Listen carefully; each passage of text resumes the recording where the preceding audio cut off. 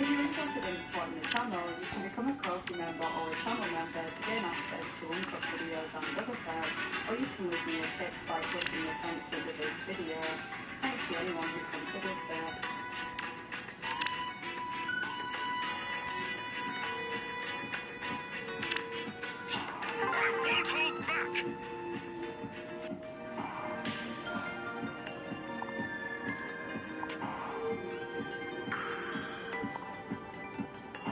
This video will cover a number of potentially triggering topics, such as murder, inappropriate relationships between family members, and people taking their own lives, among others. Viewer discretion is advised. You can click the link in the description to watch a longer, uncut and ad-free version of this video, which features extra details that were unsuitable for this cut. This is a video that I wanted to make since I first ever started this channel. It's one of the most fascinating rabbit holes ever to have developed on Reddit. I'm not really sure how to summarise it in a couple of sentences for this intro, but if you're interested in cults and conspiracies and mysteries, then I think you'll really enjoy this video. Chris Cantalmo studied biochemistry and biophysics at Yale University. He owned a medical company, Geosciences, as well as other companies before this. He was well-educated and presumably at one point a well-respected member of society. But having someone in that position so drastically deteriorate to the point where he basically became a cult leader, it seems that Chris's journey into spiritualism began when he was diagnosed. I see. That's the way.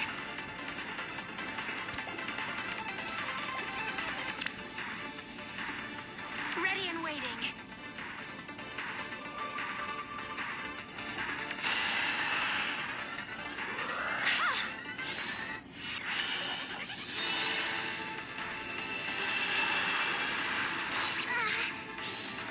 I will do what I must.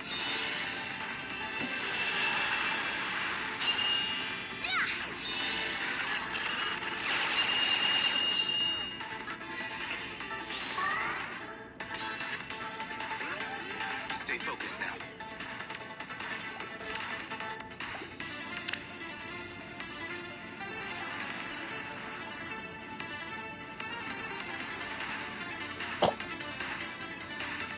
Of course. The battle is mine.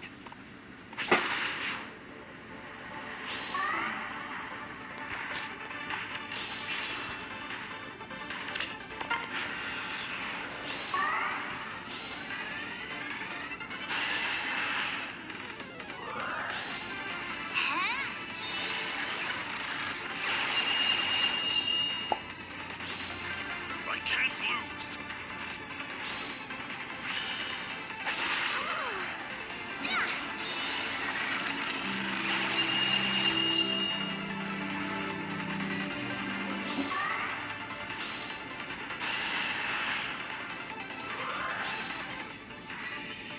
Throughout my time on YouTube, I've covered a number of these disturbing Reddit users, and in this I will do what I must.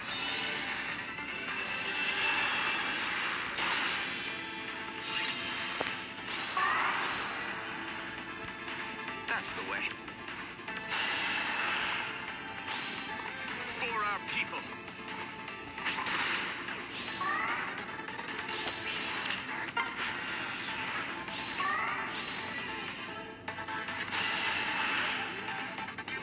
family was diagnosed with terminal brain cancer, he began using DMT and sometime after went into remission. This led him to believe that the DMT had cured his cancer.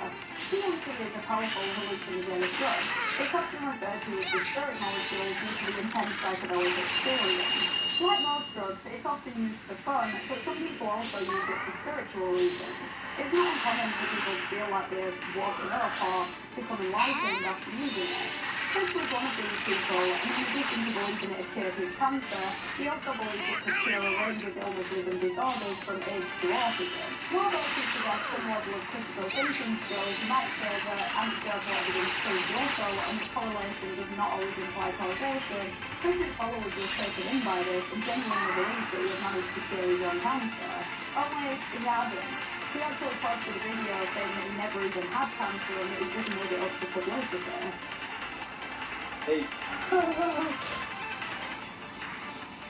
before course. anyone wants to like do an expose on me about cancer, I never had dreams of cancer. To explain why Chris's supposed miracle cure probably wasn't the safest option. It's At decided best, then. he could give a cancer patient false hope, and at worst, people could suffer serious side effects as a result of taking the drug that he's recommending.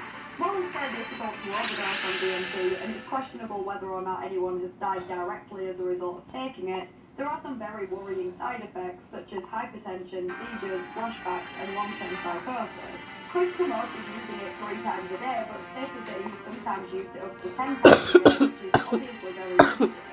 He seemed to change his mind on whether or not he supported so-called conventional cancer treatments, sometimes implying that they were toxic, and other times saying that his method could be used alongside these other treatments. He seemed to differ from some quacks in the sense that he genuinely seemed to believe what he was saying. He wasn't just promoting some kind of snake oil and refusing to try it himself.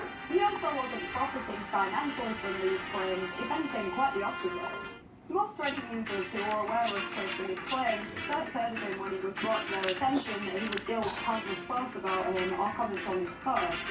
He first ever started posting on r/DMT, where he was welcomed for his long posts on the drug, but also for giving gold, silver, or platinum to many replies.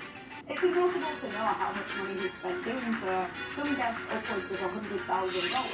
He basically paid for many users' Reddit premium subscriptions for years. I'm not sure if anyone took him up on this, but he even offered to pay the expenses of any cancer patients that wanted to visit him and try to cure their cancer with DMT. This resulted in a 3-day ban on Reddit. He also paid at least one person's college tuition fees and sent many others money via PayPal. While some genuinely believed his claims about DMT and the other crazy things that we'll get to soon, others only stuck around to profit from his generosity. Regardless, it was clear that this was not about making money for him, and he clearly had plenty of it to spare. Not that any of this makes his claims any more credible, but it does go to show that I think he genuinely believed what he was preaching, and his main goal was simply to get his unfounded message out there. While his beliefs on DMT are basically what he was most well known for, they only really scratched the surface on Cantelmoism, the so-called religion that he founded. Let's take a look at the principles of his religion on his website. There is a section titled Discoveries of Chris Cantelmo, which lists his beliefs. If you don't want to listen to me read them all out, feel free to skip ahead a minute or two, but I feel that it's important to include all this directly in Chris's words in order to fully understand his claims. 1. There is a God. 2. God emits a cosmic broadcast of electromagnetic waves. 3. Humans and all other living creatures with a nervous system can receive information from God's cosmic broadcast while their neural network is enabled by DMT. 4. Instinctual behaviour in animals results from the behavioural instructions delivered to each organism via the cosmic broadcast. Imagine that each species has its own decryption key, so it interprets the cosmic data set according to its own specific behavioural needs. 5. Aliens are now present on Earth and hyperactive in an effort to save the Earth from an environmental disaster. The aliens have recognised Chris Cantelmo as the only human well versed enough to speak to the hearts and minds of every type of human. Aliens have demanded Chris to deliver the aliens' message, stop polluting and warmongering and overpopulating, or we will unleash an unstoppable plague and lethal worldwide epidemic. 6. Einstein's energy equation needs to be updated. 7. The second law of thermodynamics is wrong.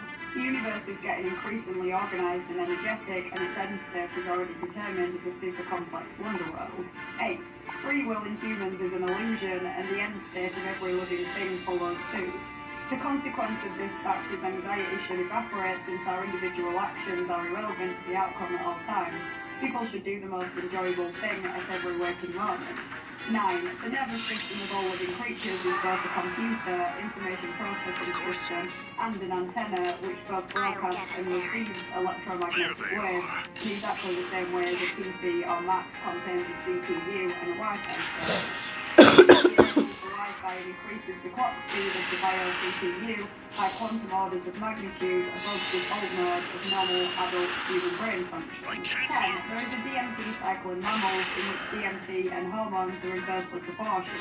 The higher the level of hormones, the less of a quantity of DMT produced by the pineal gland in the brain. DMT production is stopped altogether in humans at puberty and reinitiated in late adulthood.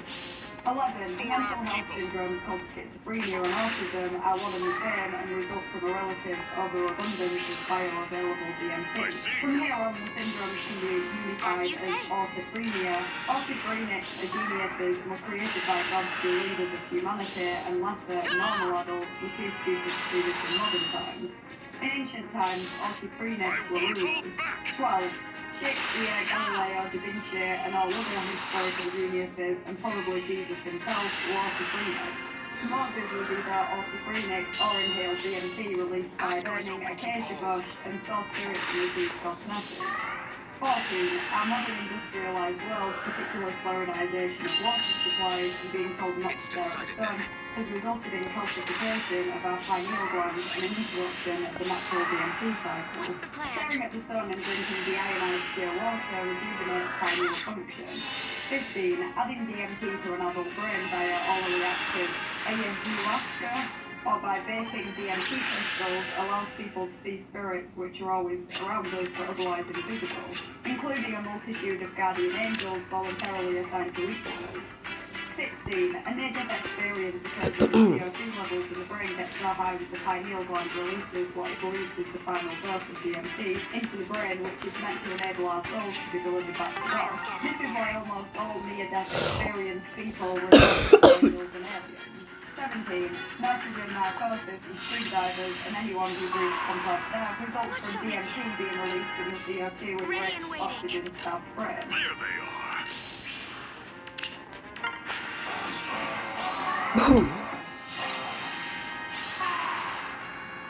As you say. Además en tecnología That's the way. grados asociados en ciberseguridad, aplicaciones web, bachillerato en tecnología de información. Este party no tiene fin. Solo el decente de Anniversary Pack por solo $5.99. 18. The euphoria delivered by laughing gas and nitrous oxide at the dentist or by doing whippets is created by the release of DMT by the brain. If you want to do DMT but do not have access to the chemical, just inhale nitrous oxide and you will get a sense of the DMT experience. 19. DMT is allowed Chris Campbell to unify the four fundamental forces in physics into one force, electromagnetism. The weak nuclear force, the strong nuclear force, and gravity are all manifestations of EM on physics. The only reason the notion of multiple forces originated is because gravity and its effects were clearly understood by everyone. When electricity was discovered later, it was assumed to be a separate force. A look at the force equations for EM and gravitation shows that they are identical.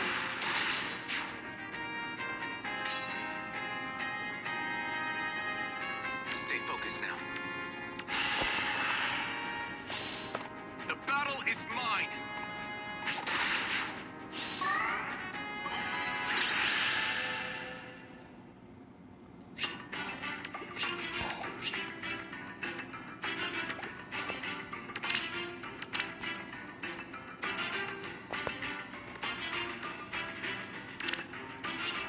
With all my heart.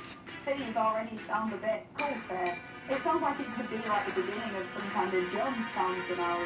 The sun gazing and DMT are potentially dangerous things to be promoting, and the idea that vaccines and fluoridation of water is unhealthy is kind of worrying. It very much gives off a vibe of everything you've been told is wrong, they're all lying to you, let me try and open your eyes to what's really going on. We can already see that many of these principles are based off conspiracy theories that have no proof back at all. And lack of proof is something that comes up time and time again when researching Chris. He always claimed that his research was about to be published, but of course it never was. Whenever he was asked to prove his claims, he either just completely dodged the question, or told the person asking that he wouldn't believe him anyway, or told people who were already trying his methods to simply take more DMT and stop doubting. Chris made so many claims that contradicted themselves. He'd speak of something as if it was fact, and then sometime later completely go back on it without even acknowledging that he ever thought different. We could spend hours and hours talking about all the crazy things that Chris believes, but I don't think we'll gain much more from analysing the specific principles here, but rather from reading between the lines. It's hard to speculate on the mental state of someone that we don't know, but these ramblings were clearly not coming from a stable mind. Chris himself even admitted that he suffered from schizophrenia. He didn't think that it was a bad thing. He thought that it made him a genius and allowed him to contact the spirit world and allowed him to see the world as it really was. So to answer the question of how Chris ended up here, the That's the short way. answer would be schizophrenia mixed with hallucinating very drugs. I'm not sure how long ago Chris was diagnosed with It's decided schizophrenia, then. whether it was before or after he began using DMT. This could have either worsened his condition or facilitated it. But he said himself that he believes that DMT